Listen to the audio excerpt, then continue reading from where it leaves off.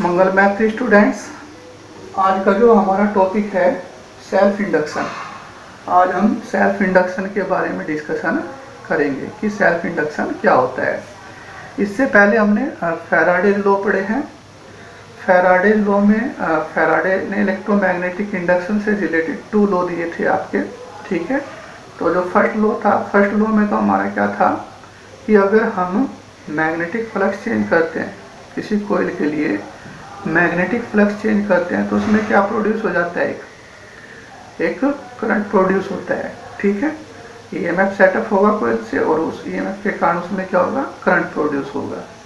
दूसरे लॉ में क्या था कि जो करंट प्रोड्यूस हो रहा है हमारा, वो किस पे डिपेंड करता था, rate of change of magnetic flux. अगर हमारा rate of change of magnetic flux ज़्यादा था तो ज़्यादा करंट प्रोड्यूस हो रहा था, rate of change of magnetic flux कम था तो हमारा कम करंट फ्लो हो रहा था, ठीक है। तो ये हमारे फैराडे के 2 लॉ थे। अब उसके बाद फिर हमने लेंज लॉ पढ़ा था। लेंज लॉ में क्या था कि जो इंड्यूस्ड ईएमएफ सेटअप हुआ है, जो करंट प्रोड्यूस हुई है कोयले के अंदर, ठीक है, वो उस रीजन का अपोज करती है जिस रीजन से वो क्या होती है, प्रोड्यूस होती है, ठीक है। तो ये दोनों लॉ हम पहले ऑलरेडी पढ़ चुके हैं। अब इसमें जो हमारा सेल्फ इंडक्शन है, इन दोनों लॉ पे ही डिपेंड करेगा, ठीक है। सेल्फ इंडक्शन क्या होता है, वो फैराडे लॉ और जो आपका लेंज लॉ है उसके ऊपर डिपेंड है, ठीक है। तो सेल्फ इंडक्शन समझने के लिए क्या करेंगे कि हमने यहाँ पर एक कॉइल ले ली, ठीक है। इस कॉइल को हमने सेल या बैटरी से कनेक्ट कर दिया, यहाँ पे की ले लिया हमने, ठीक है। तो जब हम की को क्लोज करेंगे, यानी सर्किट को क्लोज करेंगे, तो क्या होगा कि करंट फ्लो होगा। तो इस कॉइल के अंदर हमारा क्या फ्लो होगा, करंट फ्लो होगा। अब कॉइल क्या है, हमारी एक इंडक्टर है, कंडक्टर है, ठीक है। कॉइल किससे बनी है, कंडक्टिंग वायर है। कंडक्टिंग वायर को हमने ऐसे टर्न करके मोड़ के कॉइल बना ली। तो कॉइल क्या आपका एक कंडक्टिंग वायर है। और आपको पता है कि जब किसी कंडक्टिंग वायर के अंदर करंट फ्लो होती है तो उसके चारों तरफ क्या प्रोड्यूस हो जाता है, मैग्नेटिक फील्ड प्रोड्यूस हो जाता है। तो इस कॉइल के चारों तरफ भी क्या प्रोड्यूस हो जाएगा, मैग्नेटिक फील्ड। किसके कारण, जो करंट जा रही है, जो करंट यहाँ से फ्लो हो रही है कॉइल के अंदर, तो वो करंट कॉइल के चारों तरफ क्या प्रोड्यूस करेगी, मैग्नेटिक फील्ड प्रोड्यूस करेगी, ठीक है। अब मैग्नेटिक फील्ड प्रोड्यूस कर रही है तो क्या होगा, कॉइल से एक इंड्यूस्ड ईएमएफ लिंकेज हो जाएगा, यानी यहाँ पर एक इंड्यूस्ड ईएमएफ सेटअप होगा, ठीक है। अब अकॉर्डिंग टू लेंज लॉ, जो induced EMF linkage of coil है, ठीक है, वो क्या करेगा कि जो करंट आपका इंक्रीज हो रहा है कॉइल के अंदर, उसका क्या करेगा, अपोज करेगा। लेंज लॉ में यही तो है हमारा कि जो करंट हमारी कॉइल के अंदर है, ठीक है, तो उसका क्या होता है, अपोज कर, वो उस रीजन का अपोज करती है जिस रीजन से प्रोड्यूस होती है। तो जो इंड्यूस्ड ईएमएफ हमारा सेटअप हो रहा है कॉइल के लिए, तो क्या कर रहा है हमारा कि जो इसमें इंक्रीज हो रहा है करंट का, उसका क्या कर रहा है, अपोज कर रहा है, ठीक है। अब क्या करें, हम यहाँ से की को हटा दें। तो की को हटाने के बाद करंट क्या होगी, डिक्रीज होगी, ठीक है। अब जो इंड्यूस्ड ईएमएफ है, जो करंट डिक्रीज हो रही है, उसका क्या करेगा, अपोज करेगा, ठीक है। तो यहाँ पर हम क्या देख रहे हैं कि जो करंट है हमारे, जो इंड्यूस्ड ईएमएफ है, करंट के इंक्रीज होने या डिक्रीज होने का क्या कर रहे हैं, अपोज कर रहा है, ठीक है। तो इसे ही हम क्या कहते हैं, इसे ही हम क्या कहेंगे, सेल्फ इंडक्शन कहेंगे। तो सेल्फ इंडक्शन हमारा क्या होता है, self induction is the property of coil by which it oppose the growth and decay of current which is flow in the coil.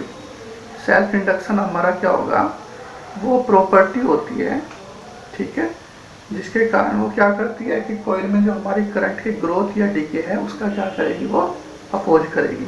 तो इसको हम सेल्फ इंडक्शन कहेंगे। अब हम एक्सपेरिमेंटली भी इसको समझ सकते हैं सेल्फ इंडक्शन को। जैसे क्या करें हम कि यहाँ पर हमने कॉइल ले ली, ठीक है, और यहाँ पे हमने क्या ले लिया, एक रेजिस्टेंस ले लिया। इस कॉइल से हमने एक बल्ब कनेक्ट कर दिया, कॉइल से किसको कनेक्ट कर दिया हमने, बल्ब को कनेक्ट कर दिया। ऐसे ही हमने यहाँ पर एक ये रेजिस्टेंस से एक दूसरा बल्ब कनेक्ट कर दिया। अब इन दोनों को हम किससे कनेक्ट कर दें, सेल या बैटरी से कनेक्ट कर देते हैं। यहाँ पे की लगा दी मैंने, ठीक है। तो मैंने सेल या बैटरी से दोनों को कनेक्ट किया। अब जब आप यहाँ से करंट देंगे, ठीक है, तो रेजिस्टेंस के थ्रू इस बल्ब में आपका करंट जाएगा और कॉइल के थ्रू इस बल्ब में करंट जाएगा। तो आप क्या देखेंगे कि ये जो बल्ब है जो रेजिस्टेंस से कनेक्ट है वो तो क्या होगा कि जैसे ही हमने की लगाई तो तुरंत ही क्या करेगा, ग्लो करेगा। लेकिन ये जो दूसरे वाला बल्ब है वो धीरे धीरे ग्लो करेगा, ठीक है, एकदम से ग्लो नहीं करेगा, वो धीरे धीरे क्या करेगा, ग्लो करेगा।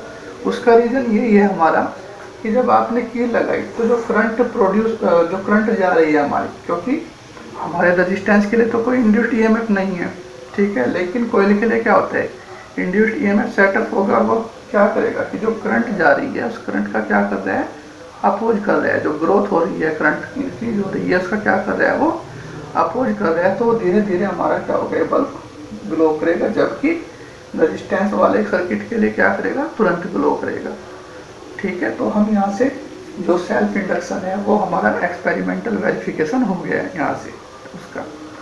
अब हम क्या करें कि अगर इसको यहाँ से की को हटा दें, ठीक है, की को हमने यहाँ से हटा दिया, तो अब क्या होगा कि करंट डिक्रीज हो रहा है।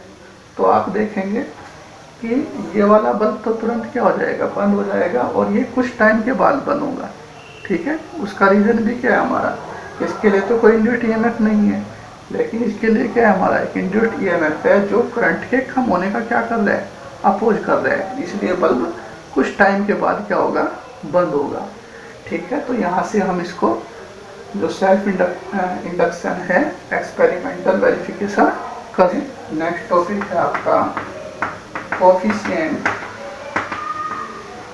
Of self induction. Coefficient of self induction को हम क्या कहते हैं, सेल्फ इंडक्टेंस भी कहते हैं, ठीक है, या फिर हम इसको क्या कह सकते हैं, सेल्फ इंडक्टेंस।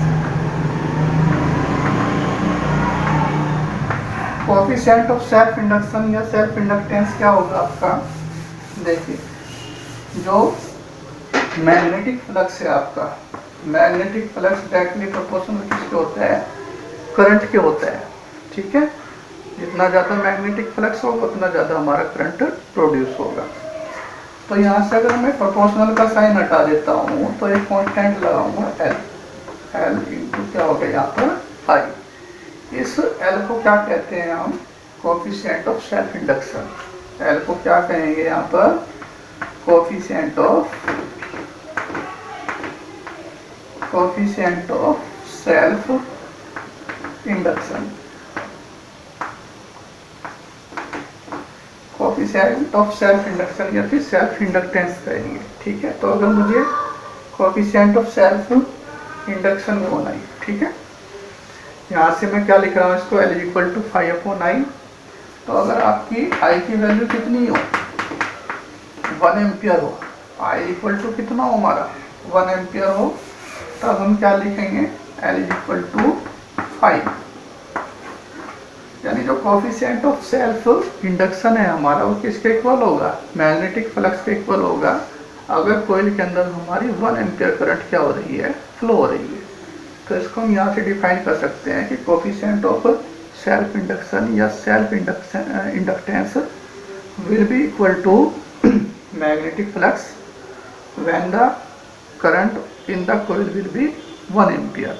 एक डेफिनेशन तो हमारी यहाँ से बन गई, ठीक है। दूसरी फैराडेज लॉ से बनाएंगे हम, ठीक है। फैराडेज लॉ में हमारा क्या होता है कि E इक्वल टू था आपका माइनस d∅/dt।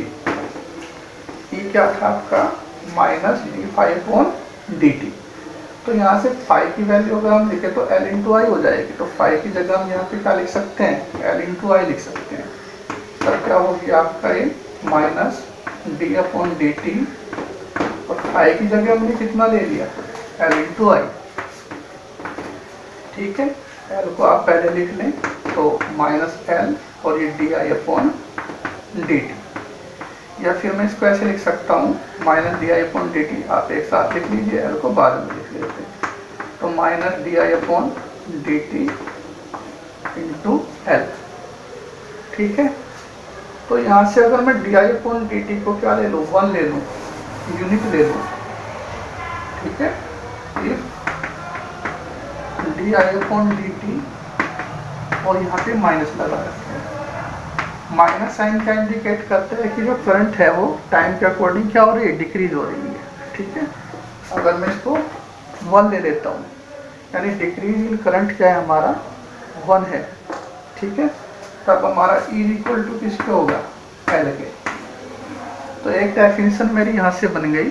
ठीक है, क्या है, कोफिशिएंट ऑफ सेल्फ इंडक्शन, कि coefficient of self induction will be equal to induced EMF when the decrease in current is unit. अगर हमारा कोयल के अंदर जो करंट का डिक्रीज हो रहा है टाइम के अकॉर्डिंग, वो क्या हो, हमारा यूनिट हो, तो जो कोफिशिएंट ऑफ सेल्फ इंडक्शन है हमारा वो किसके इक्वल होगा, इंड्यूस्ड EMF के इक्वल होगा। ठीक है, एक डेफिनेशन आपकी ये हो गई। अब इसकी यूनिट क्या होती है, सेल्फ इंडक्टेंस की यूनिट क्या हो जाएगी, ऐसा यूनिट तो इसकी क्या होती है, हेनरी। क्या होती है, हेनरी। हेनरी साइंटिस्ट थे तो उन्हीं के नाम पर इसकी जो यूनिट होती है उसको हेनरी रखा गया है यहाँ पर। ठीक है, आप यहाँ से भी कैलकुलेट कर सकते हैं इसकी यूनिट, जैसे अभी आपका ये आया था, ये था हमारा five equal to L into I.